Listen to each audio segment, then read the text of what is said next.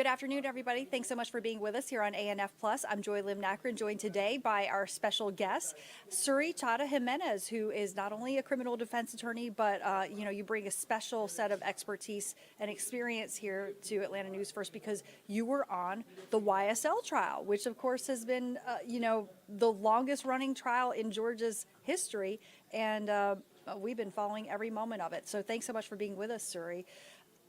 Obviously, the latest thing that we've been covering is with Jose Ibarra, who waived his right to a jury trial just yesterday. And so that is the defendant in the UGA murder who is accused of killing Laken Riley, the nursing student, while she was out for a jog on the UGA campus. And it really came as a surprise to so many people that Mr. Ibarra waived his right to a jury trial, and the prosecution agreed to it, the court accepted it, and so now what's going to happen is there's a bench trial starting tomorrow, or I should say Friday, starting at 9 a.m. What's your reaction to these developments? It's weird. I'm very surprised the fact that anybody would waive their right to a jury trial. That is a quintessential part of our judicial system. America is one of the few countries where you get judged by your peers. You get judged by 12 people that are members of the community that get to examine the evidence. And something key that a lot of people don't realize is 12 people that are not lawyers, 12 people that sometimes might be persuaded by some arguments which otherwise, technically, legally, would not fly. And that's called jury nullification. When the state has proven their case beyond a reasonable doubt, but the jurors just seem to not like it, and they still can say not guilty. Or you can have you just have to convince one juror that you're not guilty, and then it's a mistrial. And sometimes after you get a mistrial, you get better deals from the state. So I'm very surprised as to why his team would choose to waive that very, very special right guaranteed by the Constitution, and also that the state consented to it, because it's a right that not only the defendants have, but also the prosecution, the state. Now, the prosecutor in this case is Sheila Ross.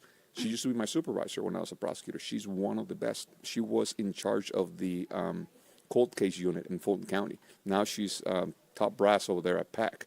And she came to handle this case specifically, and she consented to it as long as it stays with the same judge. Because I do think that sometimes some lawyers, might be called a little gamemanship, try to get a bench trial when they think they're going to get a favorable judge, maybe a judge that's tired, a judge that doesn't want to hear it, and a judge that just wants to get moved along and possibly rule in their favor. But again, that's rare, and is very rare on such a serious case like this one. So we know that sometimes criminal defendants will actually, it's rare that they opt for a bench trial, that they waive their right to a jury trial, but we know that sometimes one of the reasons that they might do so is concern about juror bias, maybe jurors becoming emotional, whereas obviously a judge is trained to be impartial and unbiased and only consider the relevant facts and the law, of course. And in this case, we know that this particular crime, this case, and the justice process surrounding it garnered national attention and became a really a heated part of the debate about immigration, and that Jose Ibarra entered the country illegally, and a Venezuelan citizen. So I'm wondering how much of that played a role into this decision. Well, I think that if that was the only reason that they were worried about it, you asked for a venue change. You asked for another jury to hear it some other county. And also, that is what voir dire is for. That's why the voir dire in the YSL took us almost a year. The jury selection. Yeah, you start asking questions to potential members of the jury, and you expose their bias. You expose whether or not they have been hearing things in the news, whether or not that has affected their ability to be fair and impartial. And that is a key part of any trial. Again, this whole voir dire, picking a jury, is going to be skipped and go straight to the judge. Many times when you go to a bench trial, is because the only thing you're really fighting is a question of law, whether or not what the state is accusing you is actually illegal, because a judge, like you said, is more in tune with what the law is. Like, for example, if there's a very technical issue on a motion to suppress, and the judge is the one that's going to get it right, or maybe a self-defense argument. None of those that I think apply in this case. So I can't wait till this case is over and you pick the brain of the attorneys that decided to ask for this. Yeah. That would be interesting to know exactly what the thought process was there. So now that it is a bench trial, and we know it's starting Friday at 9 a.m., obviously, there's no need for jury selection, and it's not required that there are opening statements or closing arguments. There are not the normal court recesses. You're not going to have the big long lunch breaks that we typically see in a traditional jury trial, and the morning recess and the afternoon recess necessarily. So potentially, this could move fairly quickly, right? It's going to move very quickly, especially because you have an excellent prosecutor that's going to go through the evidence quickly. Well, I think one of the reasons that maybe they did this is to get some good faith from the judge, because the judge ultimately will sentence him. So if the judge finds that he's guilty, the judge has the discretion to sentence him to life, which means you're eligible for parole after 25 years, and then the parole board decides whether or not you come out, or life without parole. The state has already taken the death penalty off the table. They said, we're not seeking the death penalty. I mean, that is extremely expensive to taxpayers. What they will be seeking is life without parole. So maybe at the time of sentencing, the defendants are going to be able to tell the judge, we didn't want to put the community through this painful trial. We didn't want to put the family through a much longer process. I mean, short of pleading guilty, he did everything he could to try to make this less painful for everybody. And please only sentence him to life with the possibility of parole. That might be one of the reasons why they chose to do this. And are we going to see a kind of a different presentation of evidence from each side, given that there isn't a jury that they're necessarily playing to? And we know that with jury trials, a lot of times attorneys feel the need to bring on witnesses who are going to kind of play on the emotions. Absolutely. I mean, you just get right to the point. Some of the artful, part of being a trial lawyer is that you are asking questions in a certain way to get the jurors to empathize with your client, whether your client is the defendant, or to empathize with the pain and suffering that the victims have gone through.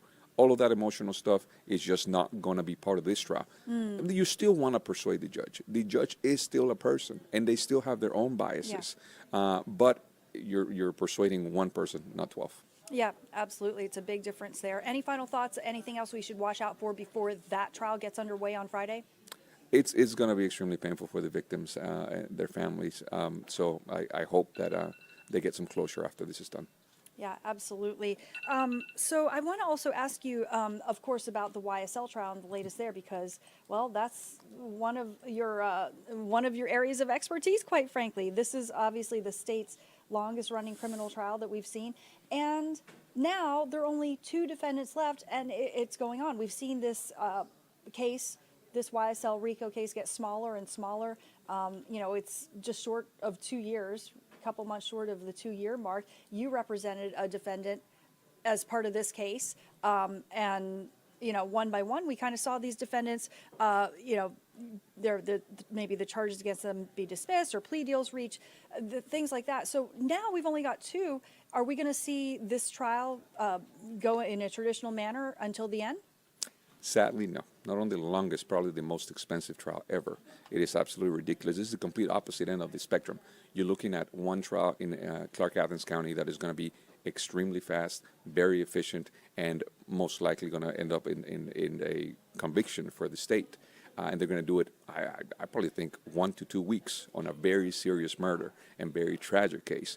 And then you're looking at a circus that has been going on for over 160 days just of jury trial.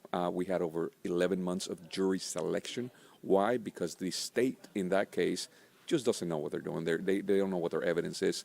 They're still finding out new facts, and they're going against 2 young men whose offers that were presented to them were ridiculous. I mean, other people get to walk home on probation if they cooperate, and these 2 young men, the only offers were, in essence, you're still going to die in prison because the years are so much.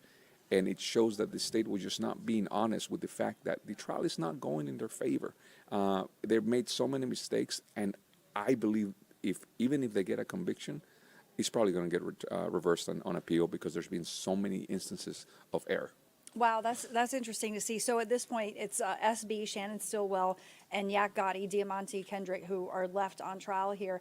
And You're right. I mean, that's been something that we've talked about a lot, is if there is a conviction, are there going to be appeals? Because, here we are on the third judge. There have been numerous motions for mistrial on various different grounds, including, some of why Judge Ural Glanville, the first judge, had to, be recused in that case. But ultimately, I'm wondering if there are errors found. Say this thing goes through as a normal trial, that there are convictions. If there are appeals, does that impact those who have reached plea deals like Young Thug? No. Once you take a deal, it's very, very hard to undo. As the judge explained to everybody that's taken a plea deal, you have, I think, 30 days to file direct appeal. You have to, if you want to withdraw your guilty plea, you have to do it within the term of the court. Those are the deadlines that you have. Does not guarantee that you can do it. You can't just plead guilty and then a week later say, you know what, never mind. There has to be findings of fact that actually the rights of the people were violated. Usually when you take a plea deal, that's it. And that was reflected in the frustration of his attorney, Mr. Williams' attorney, Brian Steele, because he felt very confidently that this case was going their way. If he could just sit for 3 or 6 more months of a ridiculous long trial, the jury was probably going to say not guilty on all charges. But that put Mr. Williams in a very tough situation, because he either gets to go home that day and spend the night with his family and his children and just be on probation for the next 20 years, or he would have to sit at a cell like an animal, be woken up at 3 a.m. every day for 3 more months, shackled, move across counties from Cobb County all the way to Fulton County, put in a paddy wagon, then in a holding cell with all the other defendants, and then he gets to put on a suit. So we pretend that he's free, but he was never free, and he was jailed for over 2.5 years on a very slim case, as you saw from the trial. Yeah, I mean, well, now, for Young Thug Jeffrey Williams, it's probation. That's what he's got. And he got to go home that night, the night that the plea deal was reached and everything. Was that a really good deal considering what was in front of him, or no? I think it's the deal that was best for him. It was ultimately his decision. I think that in a way he was forced into that deal because he was in custody. If you, as the state, will get up there and offer probation as a negotiated plea if they agree to certain conditions, but every other time you get up there and you oppose a bond, that's dishonest. I think that's a terrible way, a terrible flaw in our system. Anybody who ultimately would get offered probation should be out on bond. I think everybody should be out on bond until proven guilty by a jury of your peers. Well, you're and a then criminal you serve your defense sentence. lawyer. A lot of people don't agree with you on that. And that's terrible, because the Constitution guarantees rights to everybody. And a lot of people don't agree with me until it happens to them or their loved ones. But there are reasons why criminal defendants are held, in custody while they're awaiting trial, and that because the potential flight risk, perhaps danger to society. But you don't think that's the case with this particular defendant? Is that the only reasons? Because again, they're innocent until proven guilty, and they're held in a jail in Fulton County where people die eaten by bed bugs, and there's thousands of people there. And the reason they're there is because they're poor. That's the real reason why they're there. And many people do agree with you. They cannot afford a $500, $1,000 bond. And then there's people that are extremely wealthy, and there is no way that Mr. Williams could have fled. He even proposed to be out on house arrest with an ankle monitor, with a 24-hour escort by the police at his own expense, and they still said no. There is nothing that changes this other than if you keep him in a cell like an animal, eventually they're going to plead guilty because they're going to be tired of being treated like an animal. Well, I can see your argument for sure. But any final thoughts as we watch this trial unfold, this YSL case? I mean, we talk about how historically long it is. How fast is it going to go now that they're just 2 defendants? If the state knew what they were doing, it would have been over by now.